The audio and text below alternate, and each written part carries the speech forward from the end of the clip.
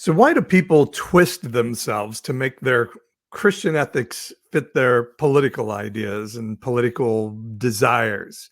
Our guest today is a professor and a Christian ethicist who has literally written the book on the subject, David P. Gushee. And he's talking about how this lack of Christian ethics is actually putting our democracy in danger.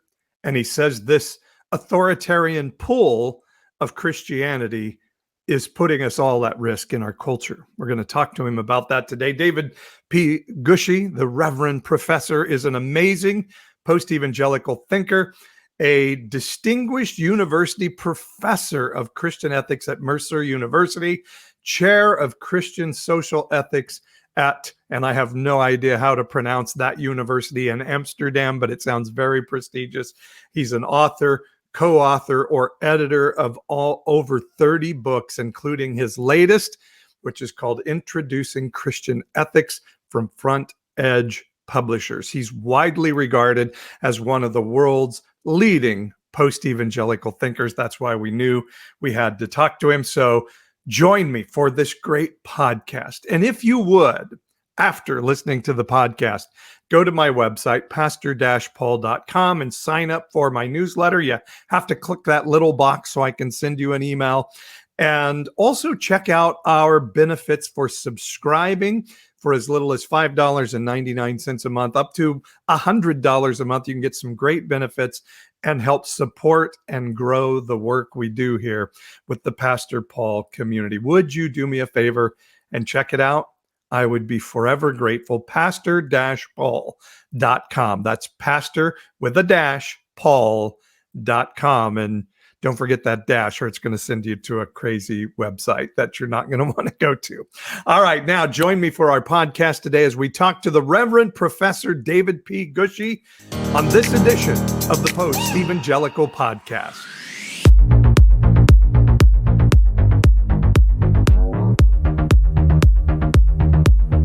Really honored to have David P. Gushee with us today. And as we're recording this, we're a day before the election. Of course, people will be listening afterward. But how are you feeling about Georgia? All of us are watching Georgia and Pennsylvania right now. How are you feeling about Georgia today? Georgia is a very closely divided state. It looks to me like that. I mean, the vote is going to be very close. I think the Republican governor and administration are going to be reelected. I'd say the one that we're watching most closely is whether the old football star Herschel Walker can defeat the pastor of Ebenezer Baptist Church for the Senate. It's been an ugly campaign. All kinds of disturbing things have come out about Herschel Walker, but the partisanship is so intense. We've seen so many ads here over these months. You can't turn on the television without seeing them. We'll be glad when it's over. But yeah, Georgia is one of the handful of states where everything is ground zero all the time, it seems. Yeah. And you're a Christian ethicist. What does it say about us as Christians that we are virulently, if not violently, anti-abortion, but then suddenly, well, if our guy is paying for abortions, yeah, that'll be great. That's fine. We've seen some interesting interviews with voters attempting to rationalize the irreconcilable, and it's painful to actually watch people try to twist themselves into moral pretzels to do the undoable. Abortion is a significant moral issue. I've written about it many times, and it's complicated. But once again, it's a political football. And I mean, the word hypocrisy is not nearly strong enough to describe what we're seeing on the conservative Christian side. And it's interesting, Paul, how much gets explained away by nobody's perfect and he is born again. So now everything's on the other side of that, and we can't really judge. And except for when it's the other side, then we can judge. But when it's our person, we can't really judge. cheap grace when it has to do with our people, and no grace at Yes. all when it has to do with the other side. That's certainly how it looks here. And haven't we seen that starkly in the treatment of Bill Clinton and his sexual escapades versus Donald Trump, when all of a sudden, I mean, I've made videos showing Franklin Graham saying out loud, Bill Clinton has forfeited his right to be president because his wife can't trust him, and then saying we're electing a commander-in-chief, not a pastor-in-chief. And it's like, how, I don't know how you can be a Christian and sleep at night and live in hypocrisy like that, when Jesus seemed to say that hypocrisy is an outgrowth of the worst of religion. Well, the big picture is that our political divisions have become ultimate for us, and our political tribal loyalties have become ultimate, and so things that people used to know, right and wrong, have washed away under the impact of tribal politics. That's not even fair to tribes. I think tribes are better than what we're witnessing here. It's just, and there's a classic polling question. You ask evangelicals, how important is personal moral character in your vote for the president? And, around the Clinton era, oh yeah, extremely important, very, very important.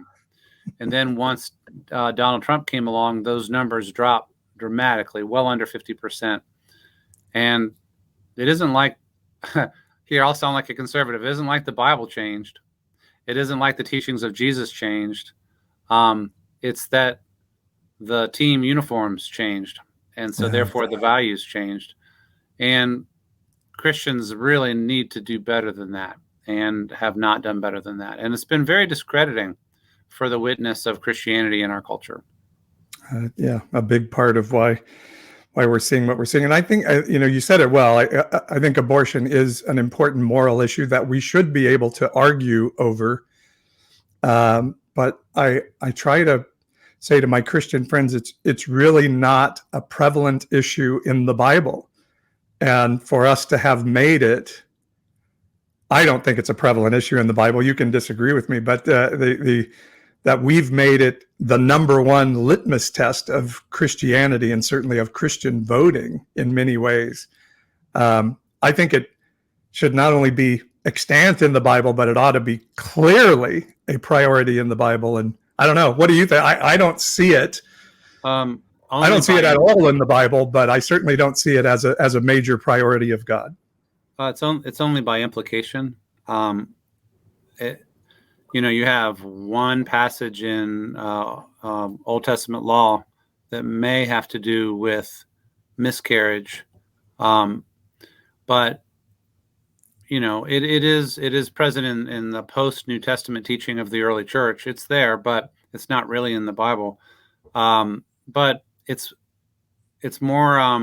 In terms of the cluster of how our politics has developed, it did become the number one litmus test issue on the conservative side. But as you pointed out at the beginning, it's really, really important until it's not convenient, and then it's not all that important, right? Are you in the miscarriage? Are you talking about the Numbers 5 passage, or I think Exodus 20? I think has something it's that about one where the men are fighting and the woman gives birth, and it's not clear if that's a miscarriage or early birth. Yeah, but it's certainly not like chapter and verse, book after book about abortion. It's not there. There's many, many more issues that are addressed much more extensively.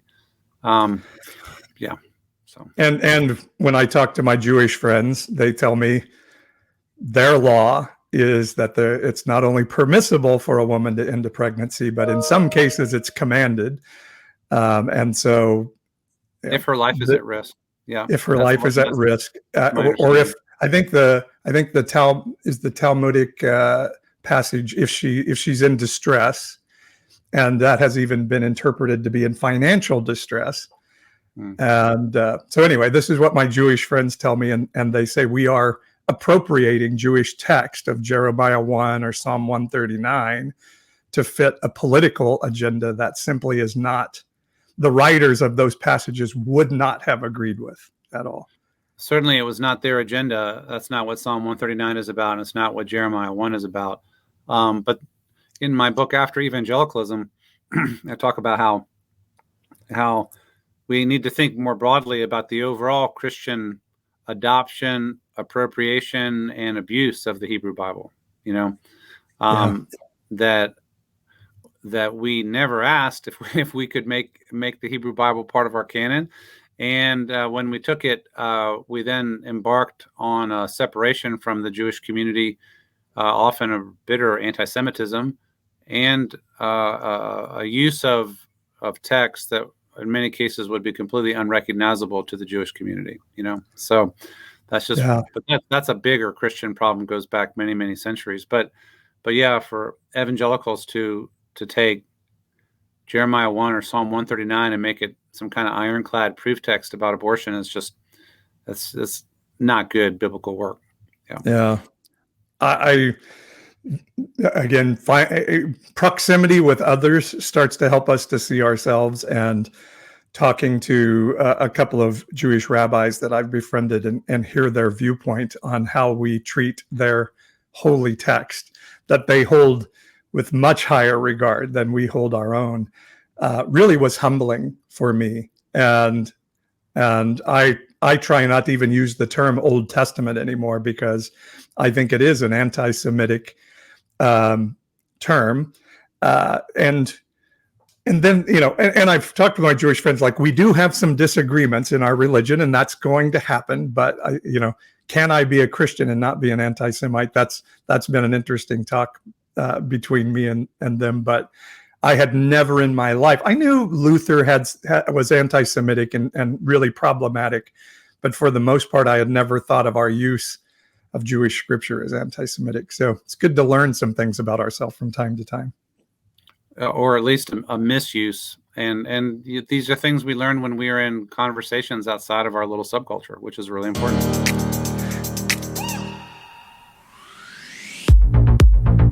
Are you rethinking or deconstructing your faith? Are you a person like so many of us who has left your church behind, but not your faith or spirituality? Well, don't walk that journey alone. Thanks for letting me interrupt this conversation to introduce you to my Deconstruction You mentorship. If you're asking yourself questions like, who is God? Is hell real? Or do I even need to believe in hell? What does the cross mean to me? And how do I look at the Bible? Then Deconstruction You is for you. As a mentee of Deconstruction You, you'll receive 5 study guide lessons that take you through biblical foundations that not only say it's okay to rethink some of these things, but actually a command of the Bible. And you'll get group meetings with other people walking this journey like you. And maybe best of all, you and I will have 5 one-on-one Zoom meetings together where we'll talk through what your faith looks like in this season. Let's walk this journey together. Go to my website, pastor-paul.com, and look for Deconstruction You, where we can start the journey of rethinking faith together. Leaving your church doesn't mean you have to leave faith or spirituality behind, or even Jesus, if that's a meaningful thing in your life.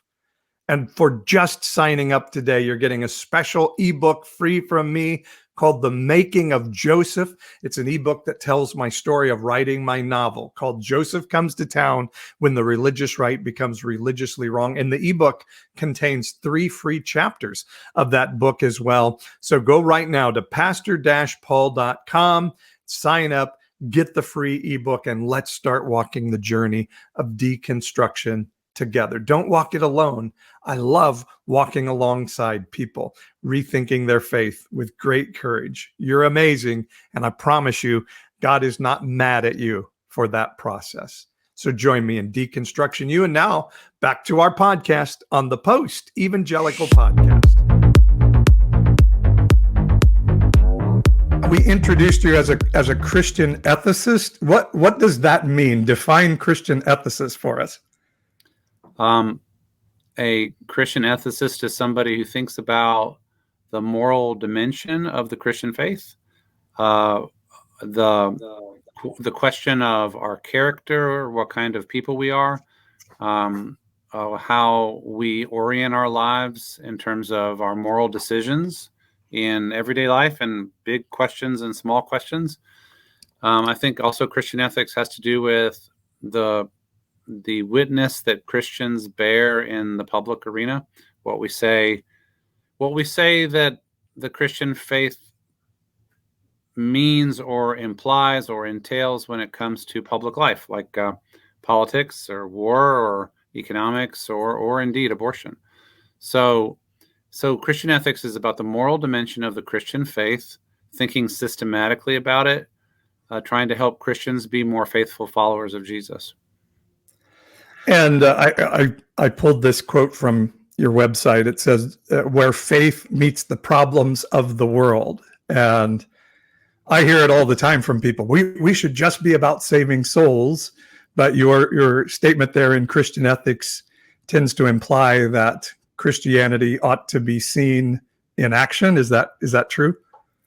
Well, yeah. It's a very narrow understanding of Christianity, that it's only about, saving the invisible souls of people so that when they die, they can dwell in heaven with God.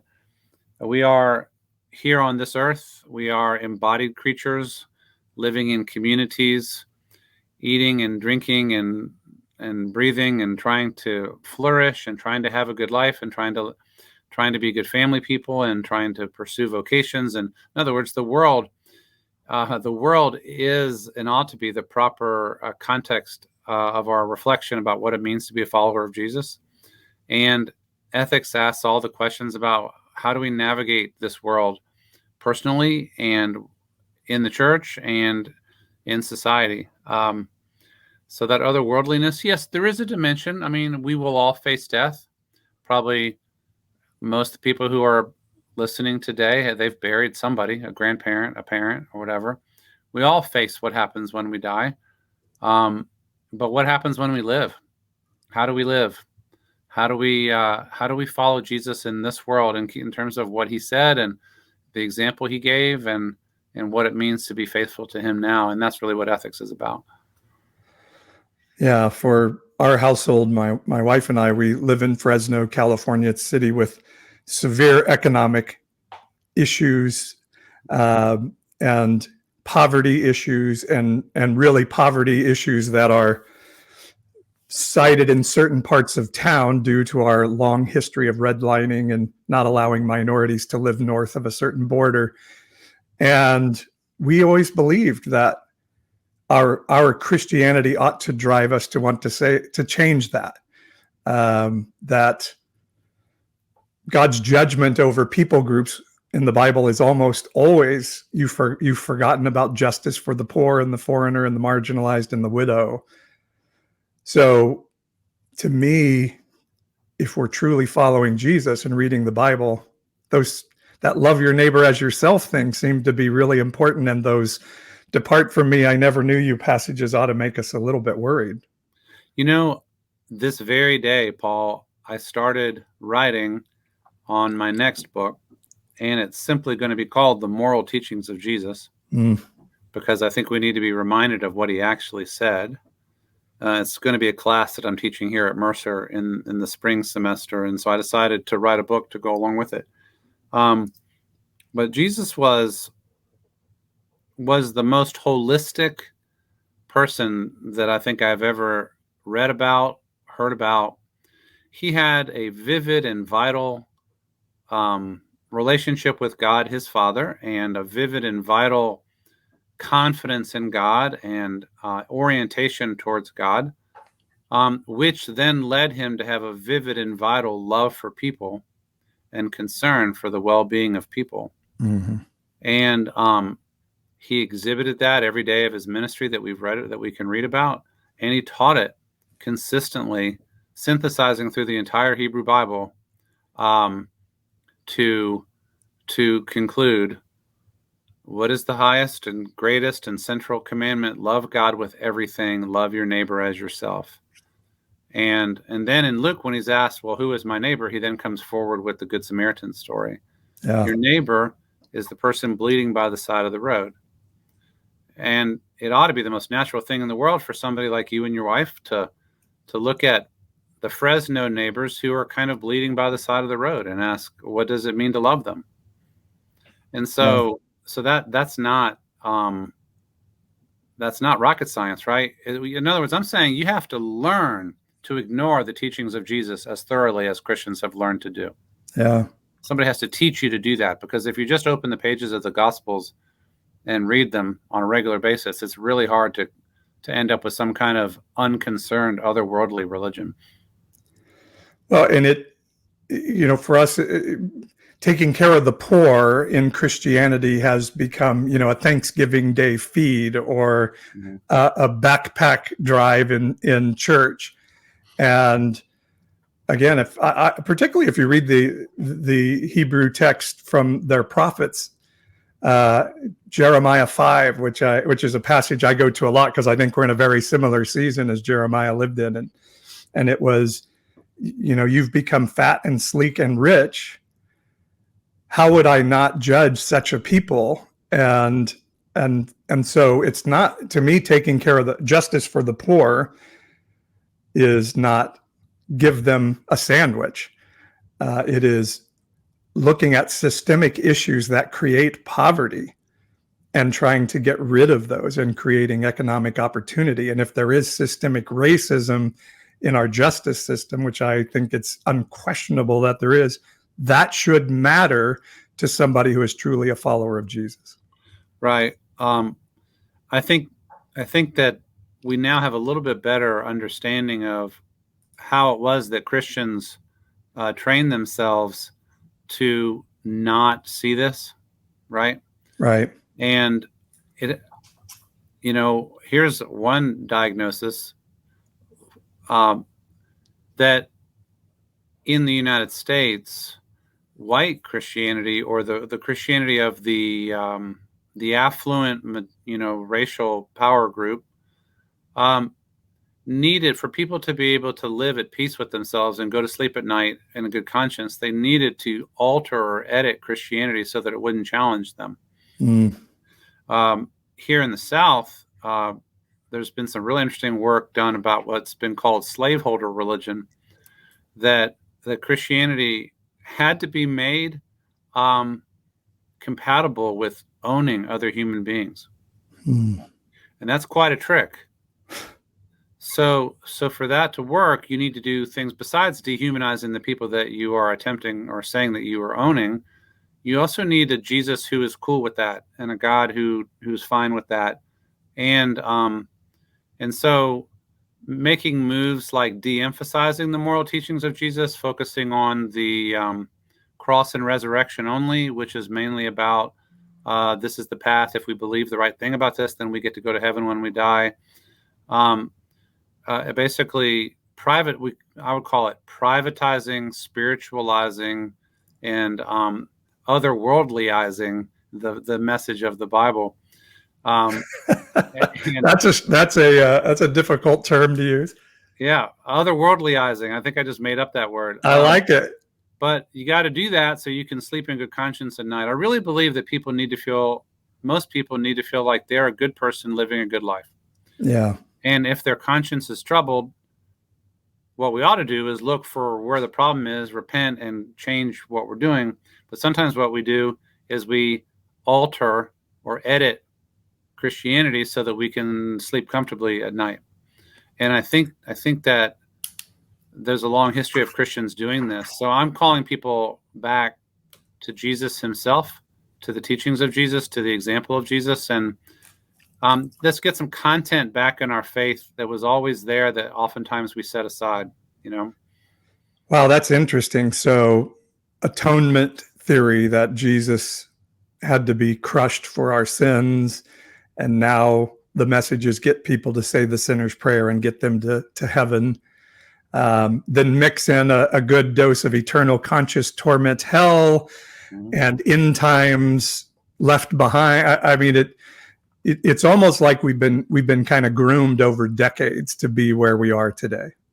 Yeah, and this also speaks to some of the distortions in our public involvement because because I think Jesus, in his message of the reign of God, the kingdom of God, and in his engagement with the power structures of his time and the overall nature of his teachings, provides direction for how we should engage the public arena. But if you've bracketed all of that off and made Christianity entirely about Jesus died on the cross for my sins so that I wouldn't have to be eternally, consciously tormented forever, and he might come back any day now. Let's see if we can count the calendar and figure out whether it's 2023 or 2024. We are distracting ourselves from the guidance that Jesus wants to offer us about how we actually live in this world.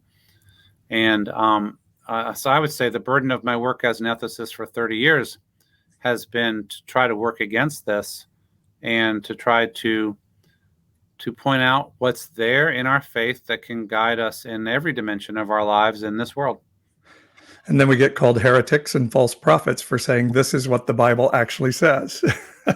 I can't. I don't think I could count the number of times I've been called either of, or both of those things. So yes, I have the scars to show to prove it. So whatever. You mentioned the Good Samaritan story, and sometimes I feel like we missed the lead up to that parable, and you talked about it a little bit there. But I always envision this. This religious guy coming to Jesus and saying, how do I get to heaven, or how do I inherit the kingdom? And Jesus says, well, what are the most important commands? And, the guy says, love God, love your neighbor as yourself. And Jesus is like, good job. You got it. And you can almost see the wheels. I see the wheels turning in the guy's head. And he's like, wait a second, that was too easy. And so then he, like you said, he asked the question, who is my neighbor? Jesus then tells the story of the Good Samaritan, where the religious guys of his day are the evil ones and the Samaritan is the hero. And I think we missed the story then because we don't understand what a Samaritan meant to those people. So how would you equivocate that story? Equivocate, not the right. How do you parallel that story to today? Who are the Samaritans of today that Jesus would tell and make the hero of that story if he was telling that story in our culture? How about the undocumented immigrants? Yep. Or the just released prisoner who was in jail for armed robbery but got out, and he's the one who helps the bleeding person by the side of the road, right? Yeah. The Democrat. Yeah. In, your overwhelmingly, kind of Republican loyal community, it might be, the Democratic politician, some visible Democratic politician. But, Nancy Pelosi stopped, or whoever, pick somebody who's been demonized. And then, but see, we all get challenged by this because yeah, people experiencing homelessness from PEG there. Yes, because we have the categories of people that we respect and that we think good will come from, and the categories that we don't respect. And I think one of the reasons why Jesus's earthly ministry was so short was because he was constantly doing things like this. You lift up the Samaritan as good. You stop in a Samaritan village and have a conversation with the woman at the well, and so on. You hang out with tax collectors and prostitutes at dinner.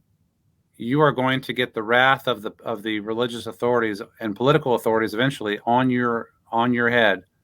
And one thing I admire so much about Jesus, it looks, other than the Gospel of John, which I think is a little bit less historically tight, narrative. If you look at the Synoptic Gospels, it looks like Jesus's earthly ministry lasted a year. Yeah. 1 year. And he had people wanting him dead within the first days of his ministry. They tried to throw him off a cliff. Yeah. I mean, in Luke, that's what happens in his inaugural address in Luke 4. Yeah. So one thing I would ask my Christian friends is, what was it about the earthly Jesus that enraged religious and political authorities and regular people so often and so much, and yet drew the loyalty of the masses of people, so that when he went into the temple in the last week, it's really clear that after he cleanses the temple, he occupies the temple. They can't get rid of him. The text says, because they were afraid of the crowds. Wow. So what was it about his persona, his way of talking about God and about morality and about what makes God happy and what makes God angry, and his way of treating people, his way of prioritizing humanity, that made him so compelling, but also so dangerous? I want more of that. I think that's what following Jesus is supposed to look like, Wow. And so it's going to put us in positions that are very uncomfortable in terms of the routine functioning of society and community. And I think that's probably where we're supposed to be found. And even in the way he did his teaching, he was constantly poking a finger in the eye. Even in that inaugural address, I was reading it this morning in Luke 4, the reason why they want to throw him off the top of a hill after he says, the Spirit of the Lord is upon me because he has anointed me to proclaim good news to the poor, is because he says, essentially, by the way, if you're not willing to be responsive to this message, God will go to the Gentiles and let you be bypassed. And they want to throw him off a cliff because of that. Yeah. Jesus did not recognize our tribalisms. And that's a good warning for us, isn't it? Okay, I'm not finished talking to David Gushy. There's a part 2 to come in 2 weeks on the Post-Evangelical podcast. If you're a subscriber on the Pastor Paul community website at pastor-paul.com, you can go right now and hear part 2. You don't have to wait. You get early access. But David Gushy will be back with us on our next edition of the Post-Evangelical podcast to talk about the fact that Jesus isn't wrong, we're wrong, and how we work that out. Please go to Pastor-Paul right now, pastor-paul.com, sign up for my newsletter, subscribe, and check out all our subscription opportunities that will help you support and grow this ministry. We'll see you next time when we get together to talk about faith and spirituality in this new season on the Post-Evangelical podcast.